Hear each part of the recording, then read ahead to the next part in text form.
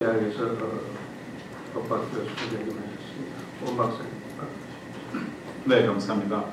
먼저 또 이런 귀한 자리를 만들어주신 북한인권정보센터 여러 선생님들 감사드리고, 또 우리 김상원 이사장님 항상 감사합니다. 이렇게 자리 지켜주시고, 제가 한 7, 8년 전에 사실 북한인권 거의 한 10년 전이네요. 잘 모를 때 그 강남의 그 어느 한 커피숍에서 미국 그 변호사한테 여러 가지 그 북한 정치인 수용소라든지 그런 문제를 그때 설명하는 기억을 제가 아직도 갖고 있습니다. 감사하고, 또 오늘 그 이런 자를 만들어주신 또 윤여상 우리 박사님, 또 우리 김 소장님, 김은기 우리 변호사님 감사합니다.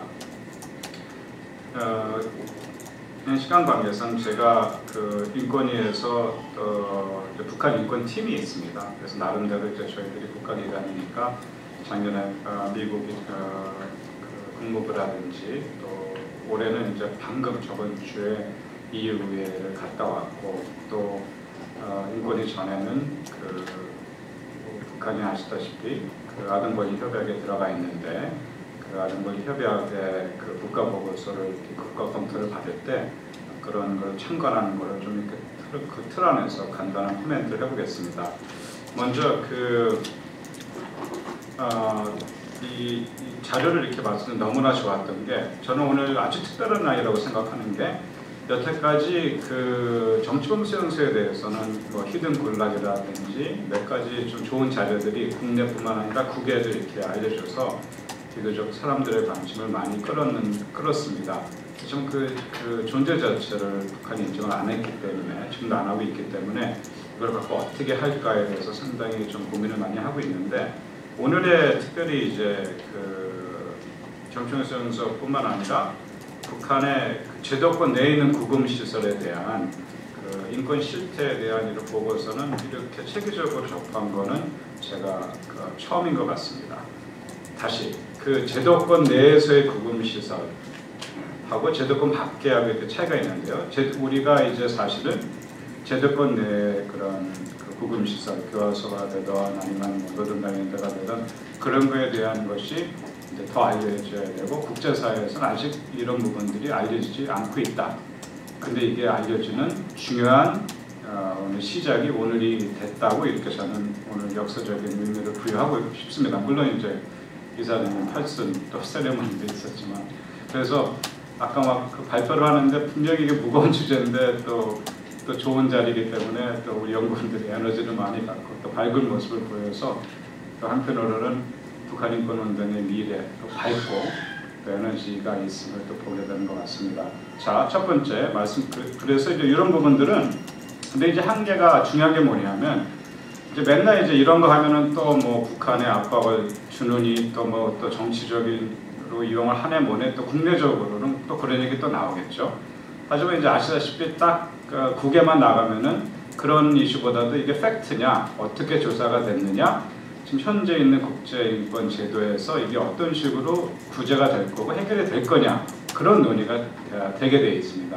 근데 여태까지는 이거는 이제 외국의 몇 명의 학자들, 소위 인권 전문가들이 우리가 다 만들어 놓은 거, 뭐 통일연구원 우리 최희철 박사님도 계셨지만, 그걸 다시 한번 똑같은 걸 인터뷰해서 영어로 하면 그게 이제 국제적인 스탠다드니 뭐니 그렇게 해서 그렇게 활동하시는 분도 계시는데, 제가 봤을 때는 이제 그 북한인권정보센터에서 이 정도의 자료가 있다면은 이거를 정말 잘 번역을 그냥 번역만 하시는 게 아니라, 좀 그 국제법이라든지 국제인법을 하시는 분들, 국제형법이라든지 그래서 잘 정리를 하시고, 더 중요한 게 뭐냐면, 지금 사실 이걸 읽었을 때 그냥 제가 솔직히 말씀드리면 너무 내용이 좋지만 이거를 제대로 이해할 수 있는 분들이 많지가 않습니다. 한국 내에서는. 왜? 대한민국 국민이 우리나라의 구금 시설 제도에 대해서 잘 모르거든요. 형법이나 형사소송법에 대해서 잘 몰라요, 사실은. 그래서 이제 이게 전문가들은 우리끼리 너무나 당연하지만, 그래서 이거를 좀 첫 스텝은 이제 낱말 같은 걸 아마 설명을 하셔야 될 것 같아요. 우리가 막 쓰는 뭐 무슨 단어인데 뭐 그거를 설명을 하셔야 되고, 보통 이제 논문 같은 데는 보면 그 용어 정의가 돼 있어야 되고, 그다음에 그거를 우리나라에서 만약에 나온다면은 국내 제도가 어떻게 비슷한가? 예를 들어 아까 설명을 잘 하셨는데 교과서는 우리나라 교도소 같은 거다 하면 딱 들어오거든요.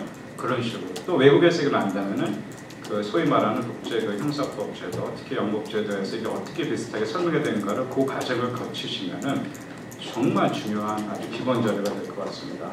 그 외에 그 낙태, 강제 낙태라든지 유아 살해 같은 경우에 그 낙태가 있다 정도가 좀 들어와 있는데 예를 들어 강제 낙태를 시킨 이유가 뭐냐?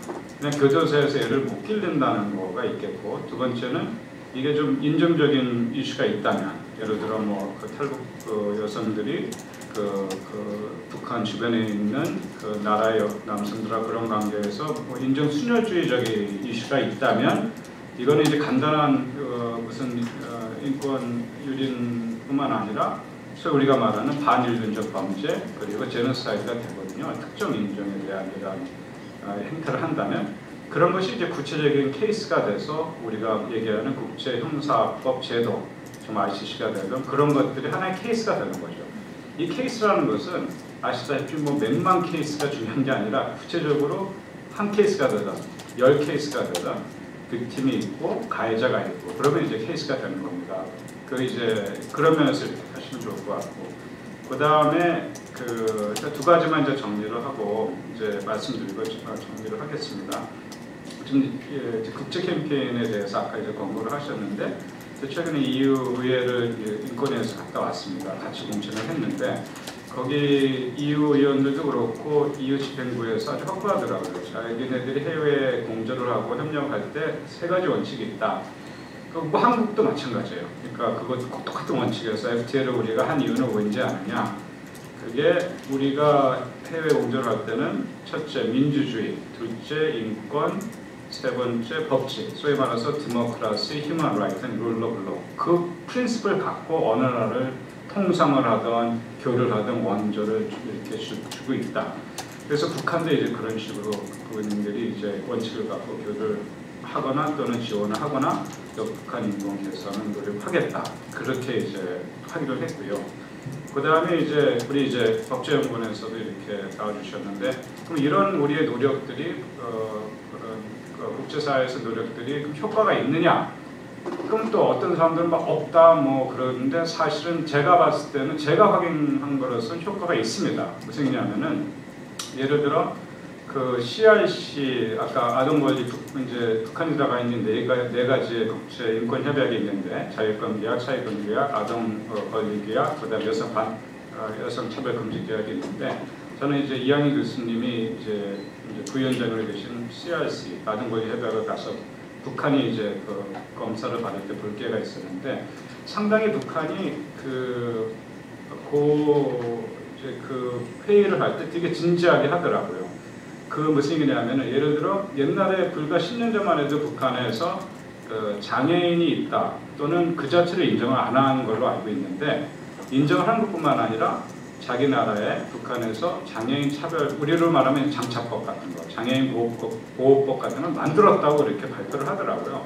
그래서 이런 것들을 우리가 지적해 줄 때 최근에 제가 알기로는 아동보호법 같은 게 만들어졌고 또 여성 차별금지법 같은 게 만들어진 걸로 알고 있습니다. 이런 것들이 아무것도 아닌 게 아니라 법적 인프라가 생기면은 또 거기 관리가 생기고 소위 말하는 테크니컬 어시스턴을 한다 그러면 막연히 가서 하는 게 아니라 구체적인 카운트파트가 있어야 되기 때문에 최근에 나온 얘기는 북한에도 국가인권기구를 만드는 게 어떻게 하느냐 그런 구체적인 제안들이 나오고 있거든요. 상당히 지금 국제사회에서는 빠르게 좀 달려가고 있습니다.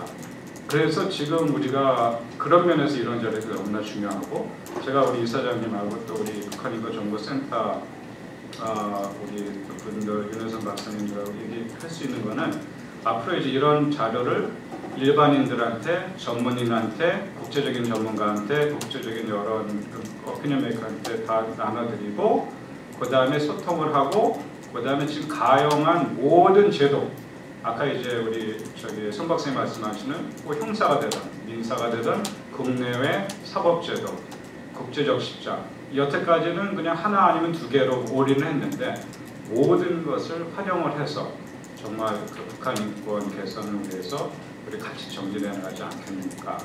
오늘 이런 자리를 만들어주신 또 이사장님, 또 북한인권연구센터 감사드립니다.